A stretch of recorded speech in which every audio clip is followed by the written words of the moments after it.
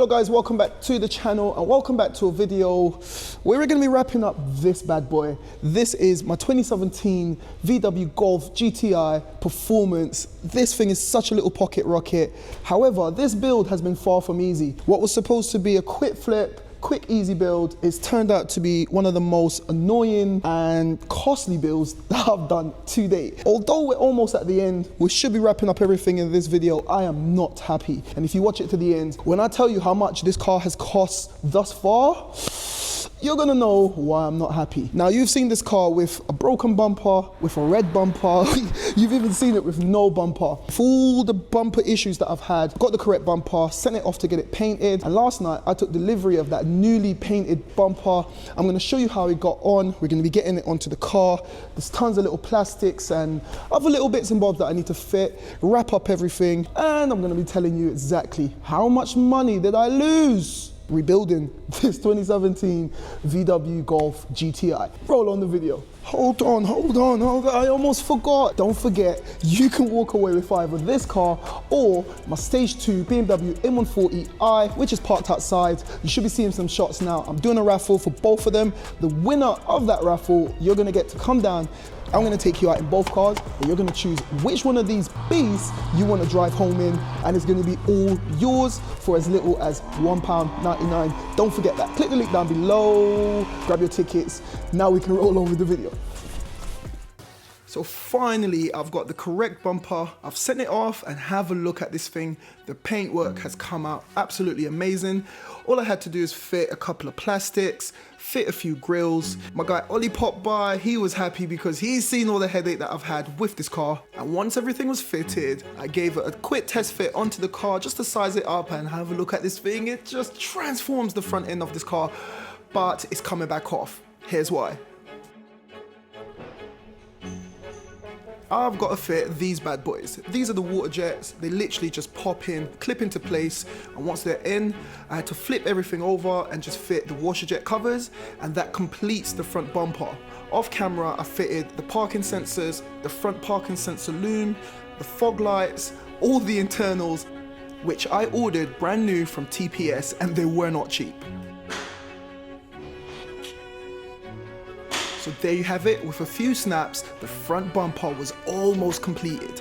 All I had to do is fit these hoses that connects the water jets, and that was it. After all the headache that I've had with various incorrect bumpers, it's finally time to get this onto the car. And it looks amazing.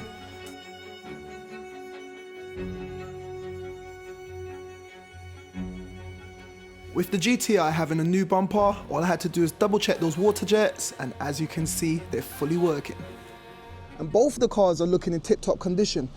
The parking sensors are working, and I need to get the radar calibrated, but I'm missing this little trim right here. You can see the other side has got it. So I made a call to my local TPS dealer, and that just came actually. So I'm gonna give a massive shout out to Rico from TPS for expediting this delivery. And now I've got it here. Just get this on the car, and then that's it. That is it. The car should be 100% done after I fit this bad boy. So that trim piece is so minimal, but it makes a huge difference. And have a look at it. It looks crisp, it looks clean, and it just sets off the front end on the GTI. If you were to have one of these cars, guys, which one would you choose? Are you team GTI or are you team M140?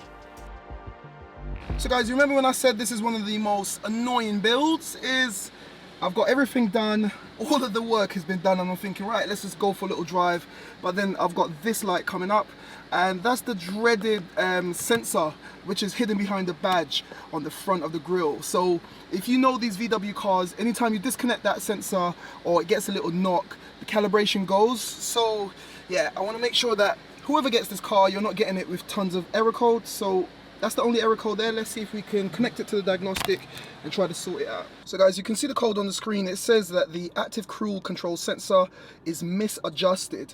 If anyone's ever seen this code, do let me know. I was expecting to see a code for loss of calibration. I've searched this online and it's saying to try to wipe the badge, which I did. If anyone knows what this means, do let me know, please. Okay guys, it's the next day and the GTI is looking amazing. I've still got that issue, but off camera, I removed the grille and I could see that the sensor was slightly out of place. So I've popped it back into place. I've cleared all the codes. I'm gonna give it a little run and see if everything is all good with that sensor. Practically the car's done. All I need to do is I'm gonna tidy up a few bits, some residue from all of that crash wrap that was on the broken roof. It needs an alignment. I'll get an alignment done and I'll probably give it a service, and then we can start to wrap up this video and I can start to tell you how much money I've lost, because yeah, I think I've lost. I know I've lost. You're gonna see how much. Keep watching. So here's that residue that I mentioned, and what I'm gonna use is a little bit of universal thinners just on the portions that's got the residue. I don't wanna ruin this paintwork. I've got this little machine, there's a little air polisher, and I'm gonna use a little bit of cutting compound just to bring it back to a sheen, and if you keep watching, you'll see how it all comes out.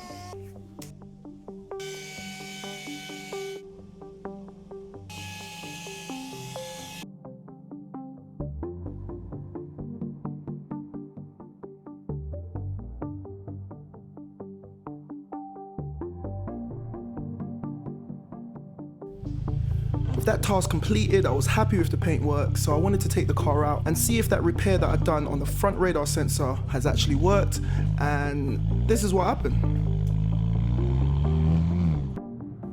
As you can see, I'm not touching any pedals, and if you look at that little green sign, the car is holding, it's sensing the car up ahead, and it's holding a steady distance. So that means it worked. I made my way down to the local tyre shop to get a four-wheel alignment, and they're using the Hunter digital alignment, and that's the only system that I trust now. And with all of that completed, the car was planted a whole lot better. It's driving really, really nicely. So let's head back to the garage, and I'm gonna be doing a price breakdown, which I'm not really keen to do because it's pretty bad. So when I saw this car at an online auction, I thought it would be a perfect project for the channel, and I got a little bit carried away. I miscalculated, and in total that meant that I spent $15,300 including all fees and delivery. I found a ton of hidden damage, but I was determined to get it back to its former glory. I spent $219 on a bumper, but if you remember I had an incorrect bumper. I ended up getting 2 of them sprayed. I was only refunded the cost of the first bumper. I spent £75 on a replacement wing, and then I got the headlight rebuilt for 100 quid. Next, I spent £350 on a replacement pan roof glass, and I fitted that myself. I spent £1,200 for all the bodywork and paint. That includes the roof, front bumper, rear bumper corner, and some other little miscellaneous parts. Now the interior of this car had no issues. I gave that a little clean and everything came together really, really nicely. But on the engine side of things, I bought a replacement battery for 60 quid. I bought a set of brake pads for £48 and a brand new wheel bearing for £85. I then spent a further £300 with TPS on grills, plastics and some miscellaneous fittings, and that helped me to convert this car from this mess into what you see today. And with all of that said, you know what, it's a lovely little car, it drives amazing, it looks amazing, but I've definitely lost, and it all started because I paid too much for the car. Top tip, always stick to your budget. So guys, there you have it. Sometimes you lose, sometimes you win. I've done so many of these price breakdown videos, and I've like, oh, I've made this amount of money, made this amount of money. It doesn't always go like that in the salvage game, and some people wouldn't have showed you this, but it's not that bad. But I want you guys, do the maths. I've shown you exactly what I've spent. What do you think these cars go for? I actually based everything that I was doing on, I rebuilt a GTI a few years ago, and I didn't anticipate the depreciation. I remember a few years ago, they were getting for upwards of 20 grand. Now, I'm seeing the same car for about 14, 15 grand.